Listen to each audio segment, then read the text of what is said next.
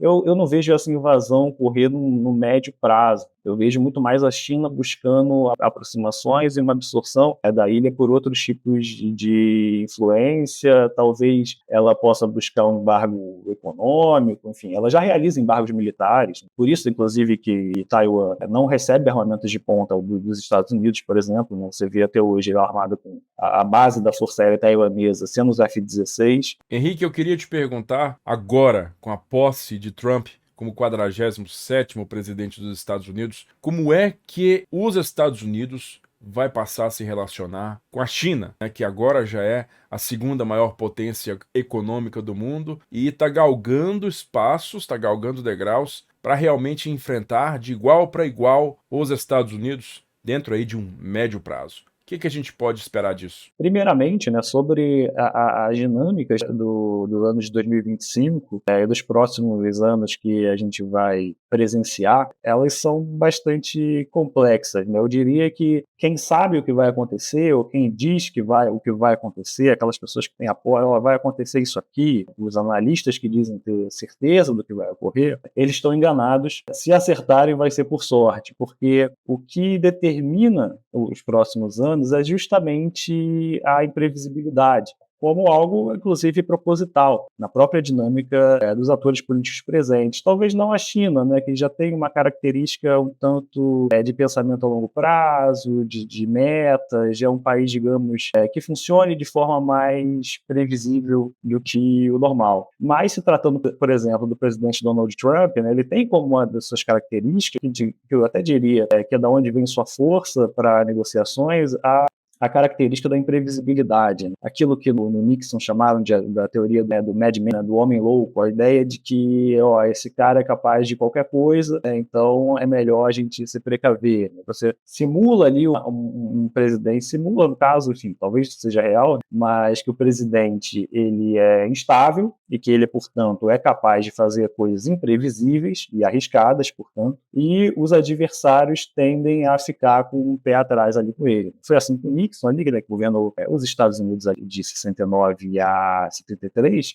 o Nixon tinha essa característica nas negociações ali com a União Soviética, como na Guerra do Vietnã, essa questão de ser imprevisível e de ser capaz de qualquer coisa, como uma forma de forçar acordos. Né? A gente viu isso no último governo do presidente Donald Trump, até inclusive na China, até diversas vezes recuou em algumas iniciativas, até de apoio ao Irã, por exemplo, por conta dessa instabilidade, né? De não saber o que se esperar. Né? Isso é feito, enfim, é uma estratégia normal, é algo, por exemplo, que a gente pode ver no Vladimir Putin, na Rússia, essa ideia de, pô, esse cara é capaz de qualquer coisa. Isso eleva exponencialmente quando se trata dos vices, né? Essa ideia de você escolher um vice ou um sucessor que talvez seja mais instável que você, ou se demonstre mais instável que você. No caso do Putin, por exemplo, você tem o Medvedev dizendo que vai usar armas nucleares e tudo mais, como uma forma de sinalizar, vocês não podem tentar me matar ou tentar me derrubar, porque eu sou melhor do que o que pode vir.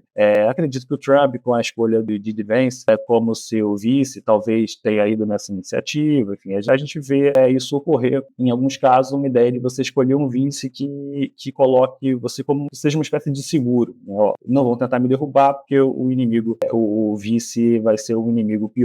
Okay? Então, a característica dos próximos anos é a instabilidade e a imprevisibilidade do que vai ocorrer. Pode ocorrer qualquer coisa e, portanto, é que nem economista dizendo quanto vai ser o câmbio no fim do ano. Ele vai errar, com certeza. E se acertar é porque, como se acertasse na Mega Sena, foi por o chute. O que fez o câmbio chegar naquele fator não era o que o cara fez o cara arriscar ali no início. A mesma coisa vai ser ali nesse ano e nos próximos anos. Então, a primeira coisa que a gente tem que determinar é essa questão da instabilidade. Agora, o Trump provavelmente vai cumprir boa parte ali do que ele definiu ali, né, como as suas sanções em relação à China. Né? Ele, no último governo, ele realizou isso, de fato, né? Ele levantou alguns tipos de sanções sobre a China, alguns tipos de tarifas, e essa foi ainda, nessa eleição especificamente dele, foi ainda mais forte a questão do aumento de tarifas e dessa política protecionista nos Estados Unidos. Além disso, há um medo do que a China pode revelar enquanto adversário, cada vez mais na questão tecnológica. Então, os Estados Unidos está cada vez mais tomando medidas para conseguir controlar o desenvolvimento tecnológico chinês para que ele desacelere, né? Não ultrapasse os Estados Unidos ali no curto e médio prazo, né? Então, essa série de medidas elas foram feitas no governo Biden, né? O governo Biden deu continuidade a essas medidas do governo Donald Trump.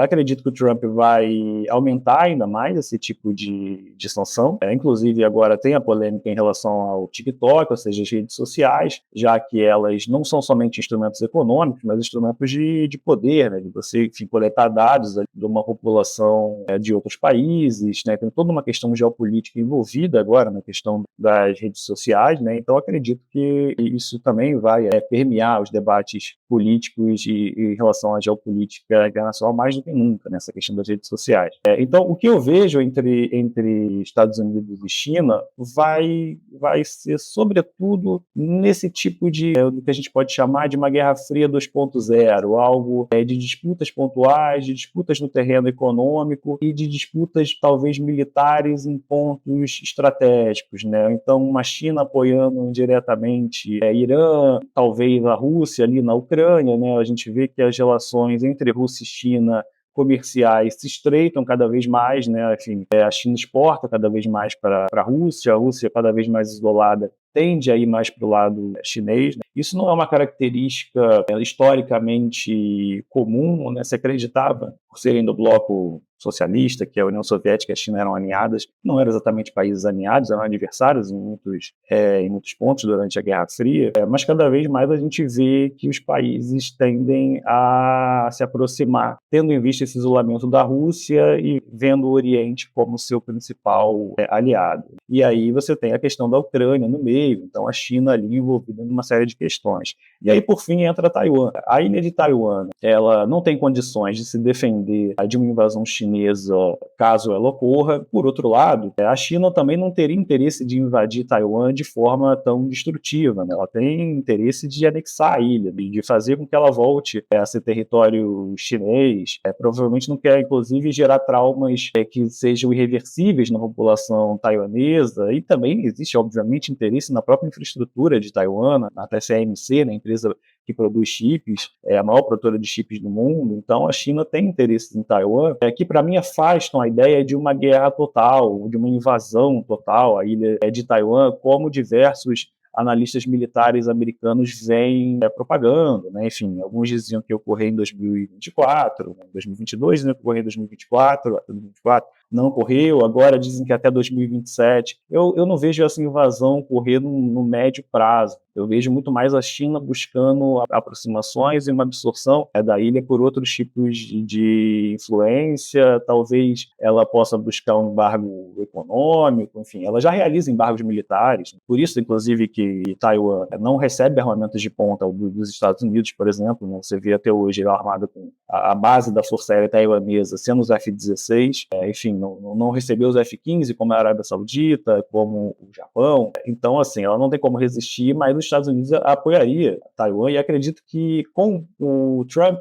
isso ainda atrapalha ainda mais, né? Com essa questão da imprevisibilidade do Trump, do que ele pode fazer em relação a Taiwan. E eu digo imprevisibilidade dos dois lados, né? Quem iria imaginar, no primeiro mandato do Trump, que ele ia se dar tão bem com o líder da Coreia do Norte. Ninguém poderia imaginar algo do tipo. Enfim, então, como a gente não pode esperar, e como isso é uma característica, inclusive, até proposital da política do governo Trump, essa questão de ser imprevisível, eu acredito que existe muita dúvida sobre o que vai ocorrer, e quem crava o que vai ocorrer, né, como esses generais norte-americanos cravavam, que Taiwan seria invadida, vão errar. Acho que hoje em dia quem crava um cenário firme vai acabar errando nesses cálculos.